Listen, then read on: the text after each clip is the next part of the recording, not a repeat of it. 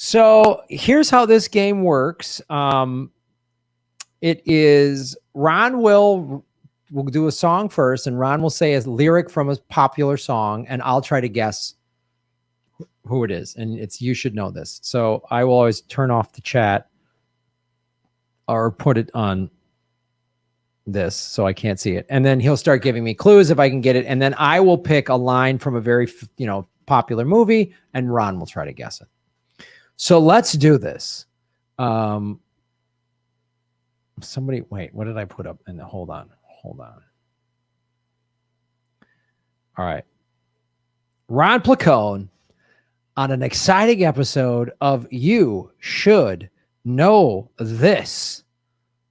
Ron Placone, start us off on what I should know from the music world. So, Graham, I'm going to give a disclaimer here. First of all, this is kind of by request, actually, based on a conversation I had earlier today. Can't say any more than that.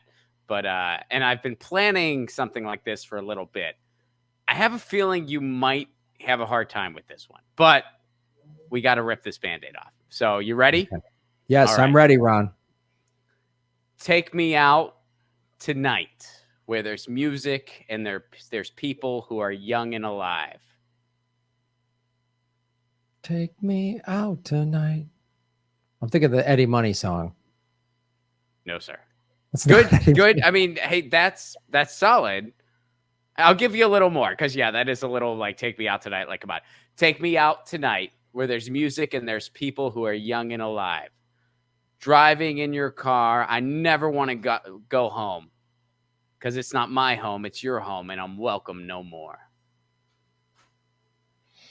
Wow, I feel like we're in punk rock territory. Little bit. Not quite. Little bit. Say the lyrics again. Take me out tonight where there's music and there's people who are young and alive. Driving in your car, I never want to go home because it's not my home, it's their home, and I'm welcome no more. So teen angst. A couple people know it. Couple people got it. Now, someone else guessed Eddie Money in the chat.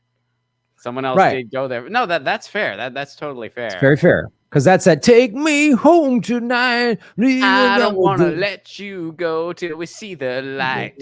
Take me home tonight. Just like Ronnie said, be my little babe. Okay, so I've listened to classic rock stations. Well, I have no clue. I said punk rock. You said kind of punk rock. I mean, it's definitely punk rock adjacent, and 80s. Think 80s. Okay.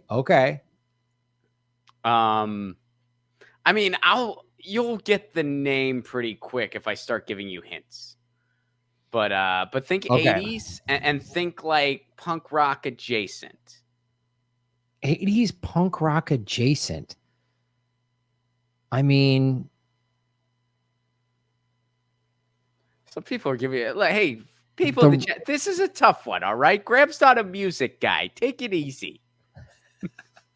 Some people are like, come on, Graham. I'm like, dude, this is not, come on. I mean, they're already mad at me. To people who are into music, this is not, but to people who don't follow music that much, this is not an obvious one.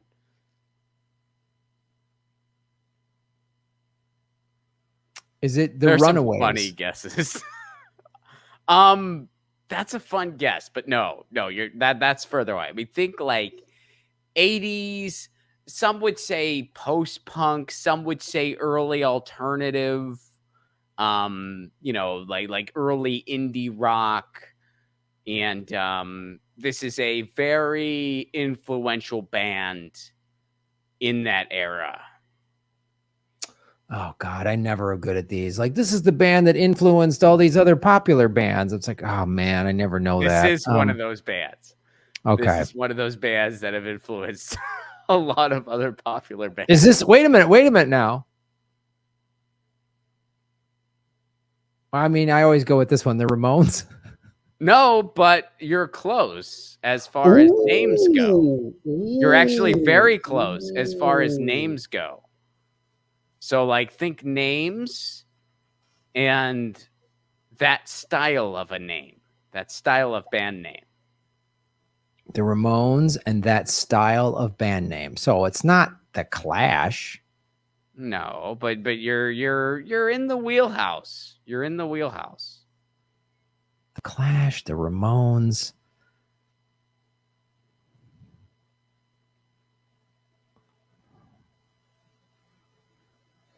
The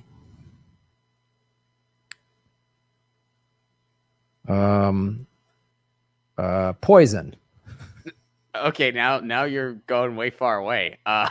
You were really warm, and you just kind of threw an ice bucket all over that warmness. There's got to be people losing their shit that I the Ramones, the Clash, and then I mentioned Poison in the same sentence. Yeah. Some people are like, that's an infamia. That is an infamia.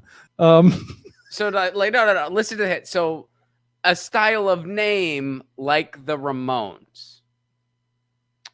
Oh, a style of name like the Ramones. Yes. A style of name like the Ramones. Yeah, like what's something particular about that name? The Ramones. Was it one of their names? One of the guys' first names or something? Their last names. Well, they all have like I think they're all pseudonyms, but yeah, they all have like Joey Ramone, Dee Dee Ramone, but that's not. I mean, we're talking just the band name, not the people in the band.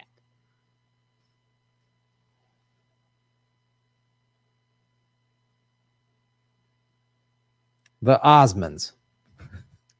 You're in the ballpark. I mean, yeah. Wait, like as far as a name goes, you're in the ballpark. And then I mean, obviously a lot of bands have but like and then like a name.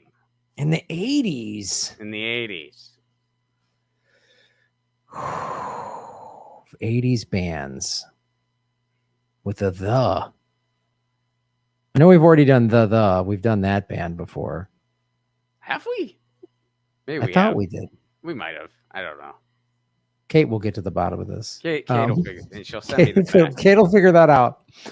I can't wait for Kate's mixtape cassette that she's going to send us to. Really, I'm stoked for that. Kate, please draw the cover by hand. It'll be adorable. Please draw it by hand. Draw us a picture. And make it kind of smell like clove cigarettes. Like at any mixtape I ever got, the person had always had clove cigarettes or something. Perfect. Oh, wait, I can give you a movie hint. Oh, yes. Shout out to Jillian, because this is actually a really fun movie hint too. And this was like one of my favorite scenes in that movie. 500 Days of Summer.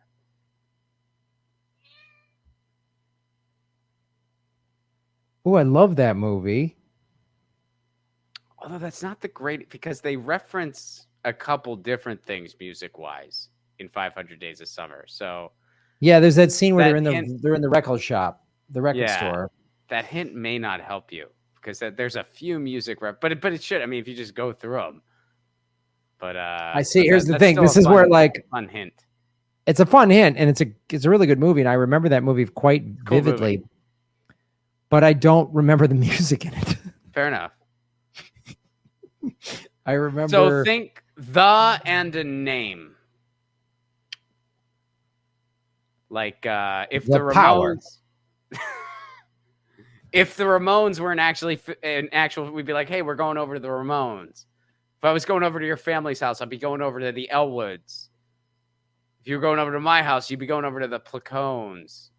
It's the Jackson 5. Buddha, that wasn't very nice, but that was a funny thing. It's fun watching the chat during these. I'm sure. Yeah, I mean, it'd be miserable if I watched it while I was up. Like it'd be brutal. But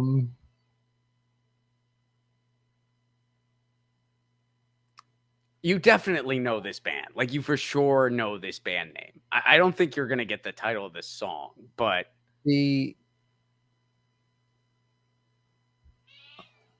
Spinners. You're very close. As far, I mean, era-wise, you're freaking way off. But as far as like a name and a style of a name, you're very close.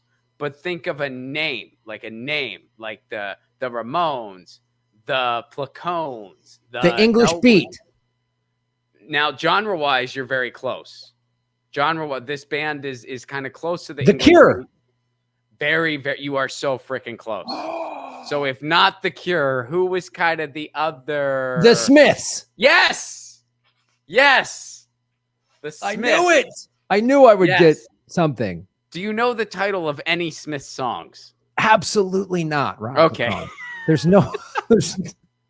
There's no way I would know the title of a Smith song.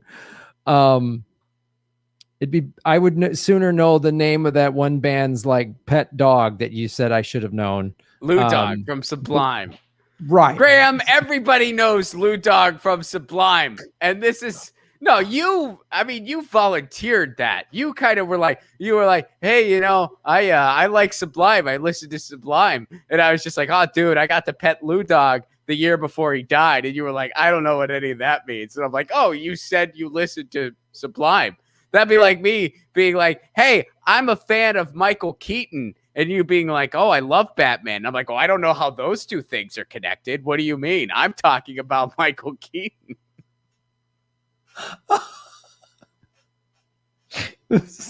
I think that's one of the times you actually got mad at me in the car was when I didn't know who Lou Dog was. You were like, Graham, you got really mad at me. Man, and that's something that makes me feel my age because the Warped Tour, which is a festival that's a pretty punk rock centric festival, although it's not just punk rock. There's other genres too. And I think it's not a thing anymore. I think they ended it, which is sad. I mean, I had a lot of fun times at those shows growing up, but back in the day, like in the like late 90s, when I was like just old enough to start going to shows, they still did this thing called the band barbecue, where like literally there would be a barbecue after the show and the bands would legit freaking hang out there. And you could go. That's cool. And, it was the coolest thing ever, man. And even like Green Day would do it and by that point they were like way too famous to do something like the Warped Tour. They just did it because they liked it. And, but anyway, that's where I met Lou Dog. I met Lou Dog at one of the band barbecues on the Warped Tour because Long Beach Dub All-Stars was there. Sublime was not a thing anymore at this point. But yeah, it's funny because the newer generation, they think that the band barbecue is just folklore. They don't think they don't think it was really a thing. So when you talk about it, they're like, wait a second. Like my younger cousin, my younger cousin Graham has the same name as you. My younger cousin, he asked me once, because he's a little younger. He's like 21. And he asked me, he's like, wait, those were real? The band barbecues were real? And I'm like, yeah, dude, those were freaking real. That happened. That's not a myth. Like that used to be a thing. Wow. Yeah. I remember I met him. He was in town when you and I were hosting Aggressive Progressives. Yes. Yeah. The days. The days. Yeah. But that's the Smiths. Take Me Out Tonight, where there's music and there's people who are young and alive driving in my car. I never want to go home because it's my home, not their home, and I'm welcome no more. And if a double-decker bus killed the both of us, to die by your side is such a heavenly way to die. And if a 10-ton truck killed the both of us, to die by your side, well, the privilege is mine. So To Die by Your Side, that's the song, right? That's not the title of the song. That's not the title of the song? Yeah, he said it twice. He says the title of the song at the very end. Okay. It's There Is a Light That Never Goes Out. That's the name of the song. That's the name of the song. I know there's no way you would ever get that. Ever. So we'll just go in 1,000 years would I know. Yeah. Well, that's right. The Smiths, now that I hear these lyrics and know it's the Smiths, all their lyrics are really like a bummer. Like everything was about, but that's such a to me, like that is like the most beautiful like friendship song.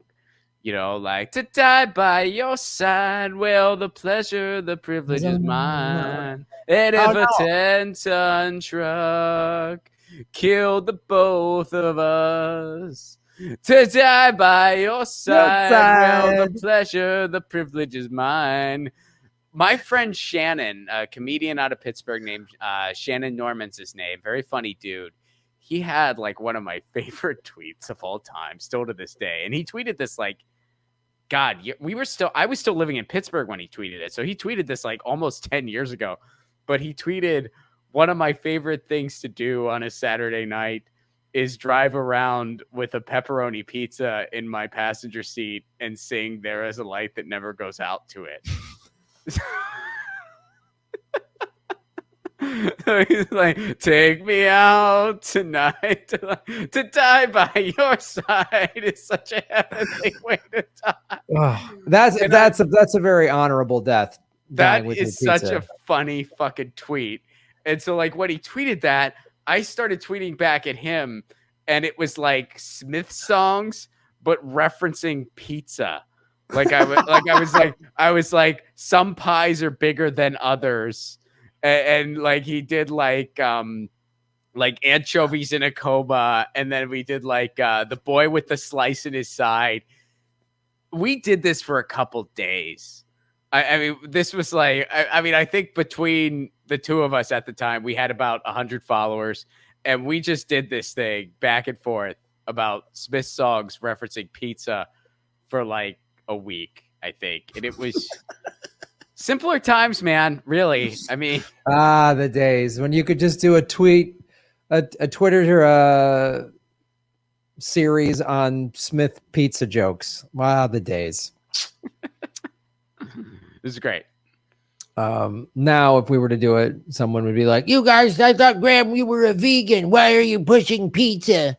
Like, there'd be somebody saying something stupid and complaining and insane. Yeah. So that's why the left will never accomplish anything, right? Because there's a number of reasons, but yeah, we can add that to the list. There's a reason we're a pretty small bunch, and it's probably going to be that way forever, maybe forever. At least in this country, because in this country, the left will find the dumbest things to get mad about. Well, in other countries, they actually have some power. Right. Because even if they're a minor political party, which in a lot of cases they are, the furthest left ones are not the biggest parties typically. But they have to be listened to. They have to be, because they don't have a duopoly the way we do. It's a more respectable system. So we have to listen to the socialists if we want to win. We have to listen to the communists if we want to win. So it's actually, if you're in that minor party, you actually have a freaking voice. So you know, if you're on the left and you want to preserve the duopoly, I don't know what's going through your fucking head, but okay. I have no idea. I know. And that's part of it because those are the same people then that don't think a coalition government is possible, even though they're in all of these European countries that you're talking about. Yeah. Where in their parliament, they'll have communists and socialists and Greens and the Conservative Party and the center left party or whatever. So if you want to get something passed, you have to get the Greens and the socialists and the communists to come on board with a lot of your bills. That you just have to get that happen. They demand, we want this. You're not cutting that. You're not cutting these social services. But the Constitution makes it so that it's only two parties. That's what the Constitution does. You know, that document that was meant to be expanded on and changed, that document says we can only have two parties. That document that was written by slave owners who used to solve their problems by walking 15 paces and shooting guns at each other, that document. Surely we can't ever question the lawlessness, the omnipotence of that document. Surely that can't be changed. That document doesn't say there needs to only be two parties. That's part of the fallacy. It doesn't actually say that. But the law, it's like, so Germany wrote a new constitution in 1947, and it is leaps and bounds beyond our constitution, because they looked at our constitution from the 1700s, looked at their country that had been ravaged by fascist psychos, and went, "Hey, we need a new one." We need to take what the Americans did 150, 200 years ago, and we need to make a better version of that. And yet with our own constitution that, while written by slave owners, was still written to be a breathable document. It was written to be changed. It was written to adapt to the times, like the Second Amendment, which was written for a musket that took 1.5 minutes, 2 minutes to load and shoot. It was looked at to breathe, and we can't even do that. We can't. It's this fucking sacred scroll that we can never, ever touch. Anyway, Rob, that's not why we brought you on here to do You Should Know This. Movie time. It is movie time. Now is the portion of You Should Know This where I, Graham Elwood, will pick a line from a popular movie. Ron, I suggest turning your chat off. Yeah, I turned it. I turned it off. And we will see. And Ron, you should know this. Okay, the movie that I'm going to pick is going to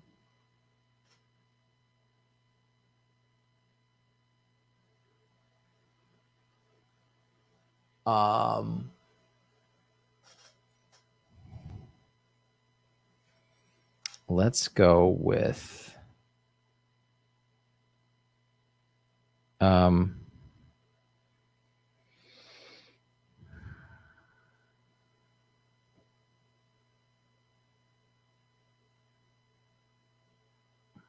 okay.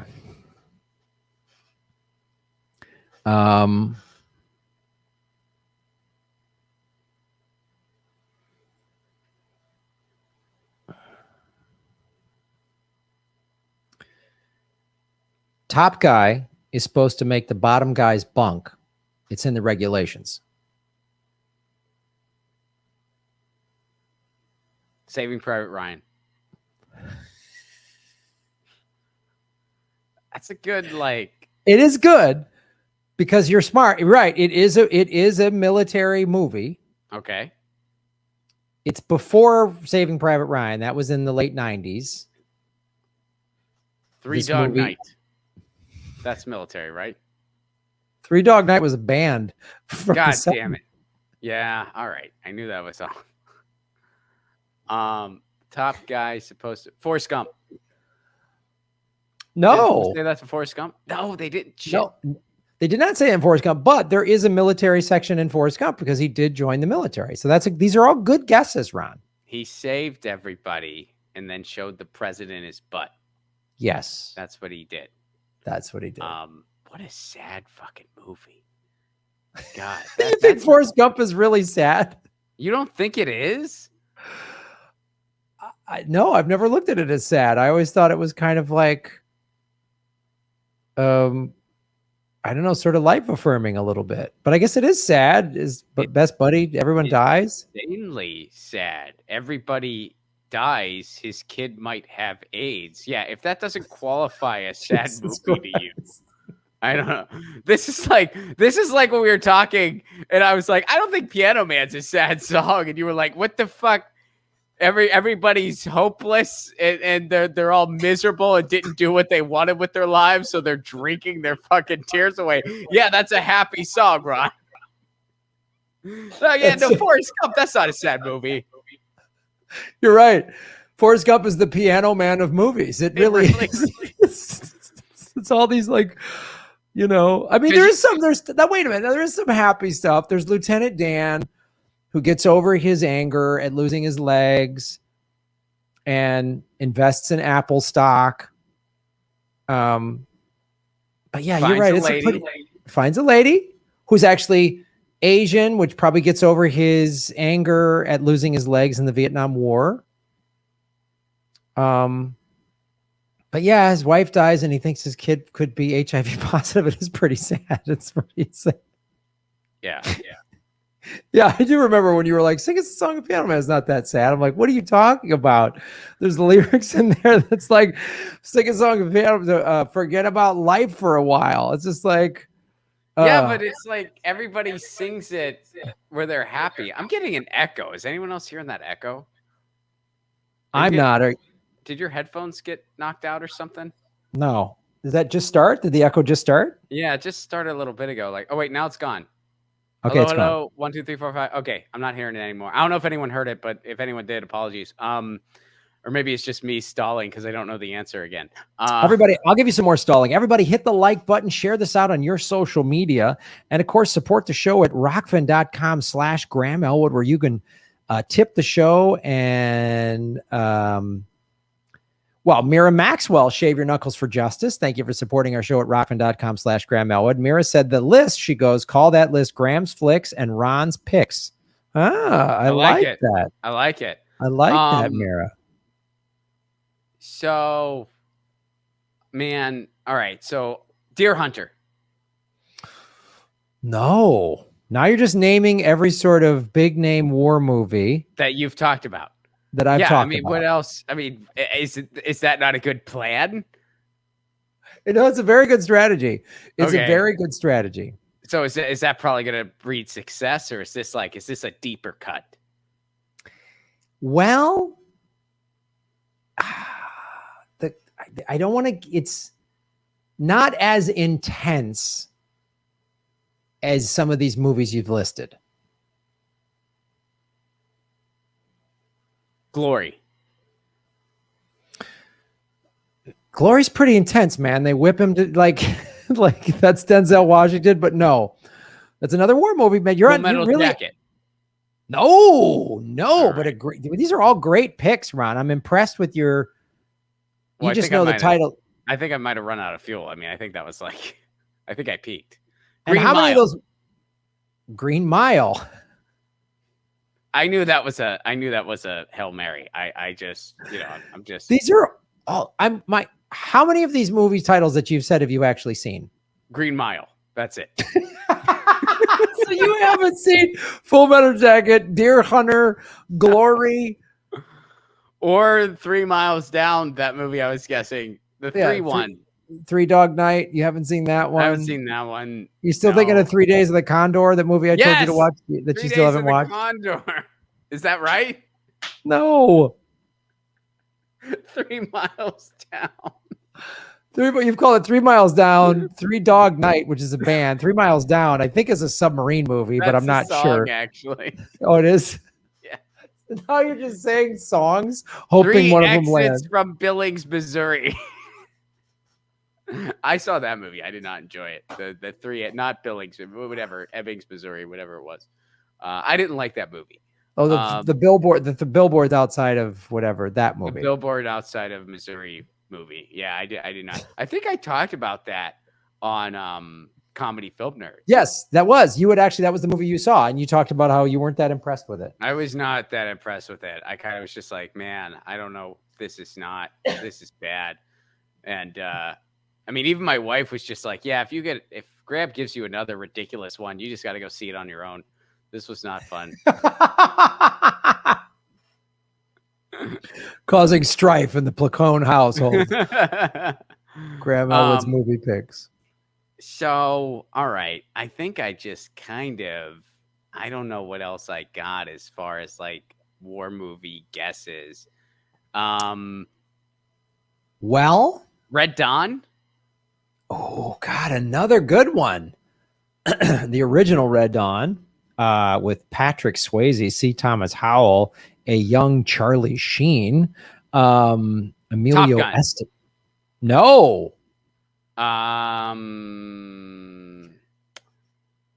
Citizen Kane. There's no military in Citizen Kane. I threw it. Yeah. I mean, it's not Dr. Strangelove. No. No. I'll get you what. It's the 80s. Military in that. It's the 80s. It's the 80s. And it's in the same vein as Dr. Strangelove. It is. Same genre. Platoon. Is it Platoon? Platoon. I mean, I'm just saying like titles I know from like 80s war movies. Okay, so Platoon is in the right time period. But Dr. Strangelove was a what? Social commentary. In a serious way or satirical way? Right. So it was a comedy. Yeah. Okay, so this is a comedy. There you go. All right, so it's a war comedy that expresses a lot of social satire. No. or a social It's a comedy? It's a, it doesn't just straight express up a lot. comedy. Yes. Oh, well, that changes some things. Okay. War movie, but comedy. All right. Is Bill Murray in it? Yes, he is in Oh, it. shit. I know the movie, and I'm not going to get the name, but I know. All right. Hold on. Let me. All right. I know this movie now, but shit. I'm good. As soon as you say the name, I'm going to be like, yes. Okay. God You damn want more it. hints on the movie? Yeah, if you give me more hints on the movie, because I know the movie now. I just the title I'm just blanking on. Like I can picture like I don't think I've seen it, but I can picture like the VHS cover, but like the title I'm not. But yeah, Bill Murray kind of was like Ghostbusters. No, this is the cover of the movie. It's not Ghostbusters, but it's that era. It's that era, Yeah. and And one of it's the a Ghostbusters guys Oh God, yes. is in this. What are the other? Yes, it's Egon's in it, right? Yes, Egon is in it. Ivan Reitman. What's that? Yes, which rest in power, man. We lost him recently. He was great. God, Stripes. Done. Yes, got it. That's it. It hit me. Like I just kept. I'm like, wait, you know this? Yes. Oh man, that was better than I usually do. That was great. And someone in the chat said best mud wrestling scene in a movie. Oh, I got to see it. I've never seen it. Oh, Ron. That's amazing that you're just guessing names. That's impressive, though. Just like I said, the Smiths, not knowing anything about them, or I'm sure I've listened to their music. But yeah, that's why you kept naming all these. If you heard that song, you'd be like, I've heard. Hey, Lucy. You'd be like, I've heard this. Lucy's awake. She's like, well, you got the movie. I'll wake up now. I figured I'd be nappy longer. She did the waking up stretch just right on the desk. Hey, sweetie, how was your nap? I hate when I get like a tickle in my throat right when I'm live streaming. Yeah, man. Drink some water. Yeah. Sometimes I get cat hair on my nose, and I gotta rub my nose a little bit. I'm not picking it. I just have a cat. That's why when you were like, God damn it. When you were naming all of these intense war movies, I was like, no, they're too intense. And then you would name another intense movie. That's why. But yeah, this movie has no satire in it in terms of like the war machine. They fight the Russians basically. So it's an 80s movie where the Russians are the bad guys. But it is classic Bill Murray. John Candy's in it. Nice. And there is I forget the actor's name who plays Sergeant Holka. John Larroquette's in it. Oh yeah, doesn't like John Candy like he's playing trumpet or something at some point? Is that right? No, he's not. I feel like I've probably seen bits and pieces of it, like just sort of like scrolling through channels. You know what I mean? Yeah, there's some very classic. There's classic lines in that movie, like "You are a sexual dynamo." I got to read books on the side just to keep up. Like there's, they go in there to the recruiter's office and he's asking these questions like, are you guys, either of you convicted felons? Convicted? No, never convicted. Like they say stuff like that. It's great. Ivan Reitman, Bill Murray. I think they wrote it together or something, but they're great in it. Nice. It was written by Daniel Goldberg, Harold Ramis, and Len Blum, starring Bill Murray, John Candy, and Harold Ramis. Yeah, Harold Ramis is Egon. So I said Ivan Reitman. Harold. Yeah, I'm sorry. Ramis is Egon. Ivan Reitman. Chicago. That's a lot of Chicago there. Yes. Yes. Ivan Reitman. Did he direct it or no? It was directed by Ivan Reitman. Yeah. Yeah, that's right. Ivan Reitman directed it. Harold Ramis co-wrote it. Harold Ramis is Egon. I'm sorry, I got those names mixed up. But yeah, that was. It's like, oh yeah, there's a great like we gotta go into Czechoslovakia.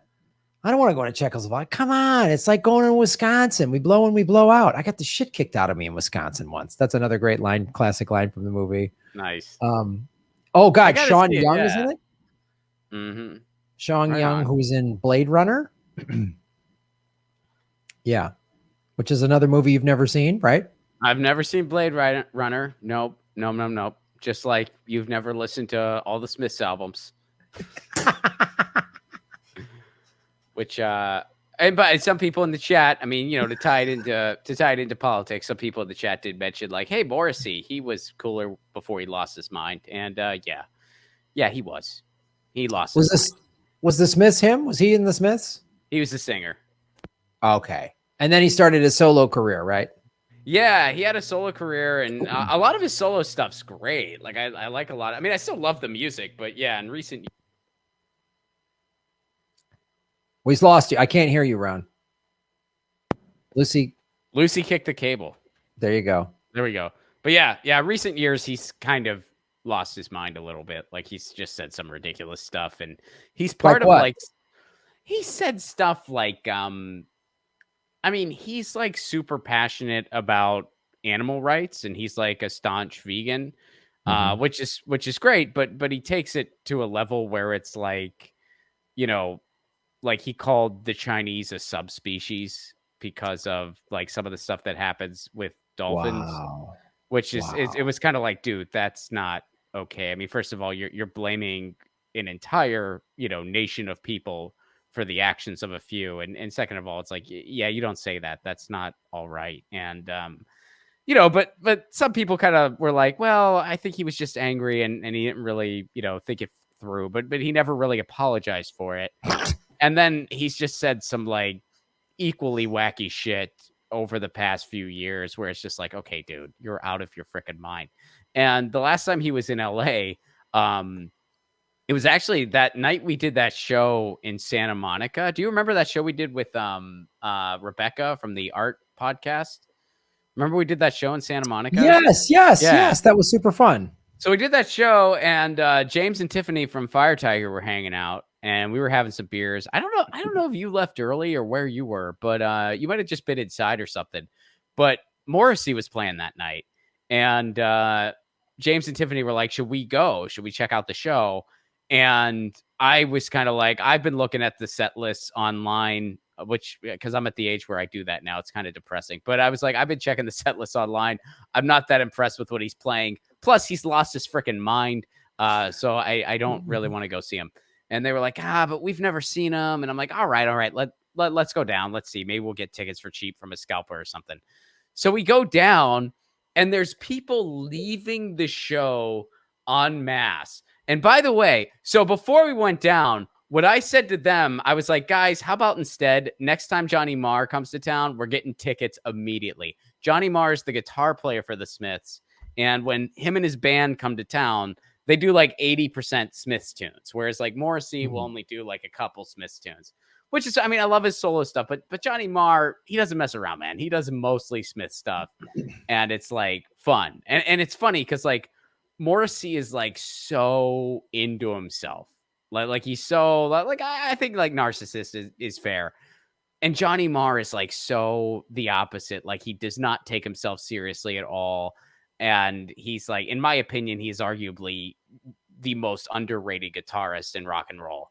But he like is so just like a chill dude.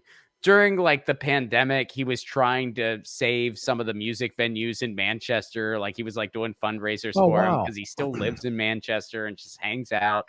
And so like when I saw him live, he just goes, how many of you have heard the new album? And like some like everyone was kind of looking around, and then a couple people cheered, and he goes, lying bastards. And then he played another Smith song. And that's Johnny Marr, dude. Johnny Marr's freaking great. That's why, I still love the Smiths, because regardless of how crazy Morrissey gets, Johnny Marr is every bit as much of the Smiths as Morrissey is, and Johnny Marr's a great guy. But anyway, so I said to James and Tiffany, I'm like, how about we just get Johnny Marr tickets like the second they go on sale, because he sells out in LA real quick. And they're like, let's. So I'm like, okay. So we go. People are leaving the Morrissey show in droves. Like people are just like, at one point we were like, is the show over? And the person was like, no. And like, and people aren't looking super happy. And we're like, what the hell And knowing Morrissey, I'm like, did he throw a temper tantrum and cancel? Like, he's done that before, like what did he do? And so we finally flag someone down, and we get the story. And apparently, the audience was just not that into his set. And I could see why. I saw the friggin' set online. It wasn't that great. And he just at one point goes, if you want to hear Smith songs, go to a Johnny Marr show. And so the audience was like, noted, and bounced. Wow. And so the person told us that he goes, dude, Morrissey was like kind of a douchebag. And he goes, if you want to see Smith songs or hear Smith songs, go to a Johnny Marr show. So we were like, okay. And I was just like, I told you guys we should just get Johnny Marr tickets. I mean, I don't want to be I told you so Magoo over here, but I did recommend that.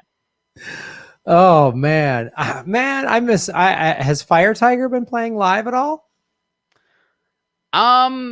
I don't know. I mean, I went to, they had a little party, not too terribly long ago that I went to. It was just at someone's house, and they just had like it was really cool. It was up in the Hollywood Hills, and they just like did a set, and a bunch of other people played, and they did like a bunch of covers and stuff. So it was like just listening to some good rock and roll 80s music on a lovely Hollywood afternoon. But yeah, I don't know if they're playing out a ton or not right now. It's Well, Ron, speaking of playing, we've got some tour dates coming up in September and October. We do. San Francisco, Sacramento, don't wait. Grab those tickets. We're coming in September. Los Angeles, Tucson, Tempe, Cleveland, Detroit, Pittsburgh, Philly, New York, DC, Asheville, Jacksonville, Gainesville, Orlando, Miami, Tampa, Nashville, Louisville, Indianapolis, Chicago, Minneapolis, Madison. Grab your tickets, ronplacone.com, grahamelwood.com. And it's a bummer we have to say this, but unfortunately, this is the world we're in. We're taking it one day at a time. We're monitoring everything. If it is safe, we will be there. If it is not safe, unfortunately, for a second year in a row, we will not be there. We booked this tour at the beginning of the year thinking, hey, by fall, this will all be behind us. Like, we thought we were playing it really safe. By fall, yeah, we started booking it in like the spring, like May. We were like, it was earlier than that. It was earlier than that. I mean, we started booking it like as soon as the vaccine started. We started booking it, thinking like, okay, live performance is going to come back. They're going to open up, and we were like, let's plan. Let's wait. Let's take our time. Let's do the fall. Well, here we are. So we're monitoring it one day at a time. But we will, of course, update everybody, as soon as we know everything, and hopefully it will be safe and we will be there. If it is not safe and we can't be there, we will handle it and get refunds out, and we will take care of it. I know brown paper tickets got pretty overwhelmed in 2020. We are using a different company now. So yeah, you don't need to worry, but hopefully it's going to be safe and we're going to be there. And also, hoping to see you. Check with each individual venue, because each individual venue is doing different things. So Cobb's and in San Francisco and the Punchline in Sacramento are both run by Live Nation. And we just got an email from them saying they're going to want proof of vaccine at the shows. It's not our rule, it's theirs. So I would check with each venue to see what they're going to be doing. I don't know. There might be capacity restrictions might be implemented in each city and state is going to be different, and each venue is going to be different. So check back with the venues and see what's up. So yeah, we're rolling with it the best we can, just like every other live performer in the freaking world. So and the major sports leagues and like NFL, college football, they're all looking at the same stuff going, I don't know. So yeah, it kind of sucks, but hopefully we will be able to make this happen.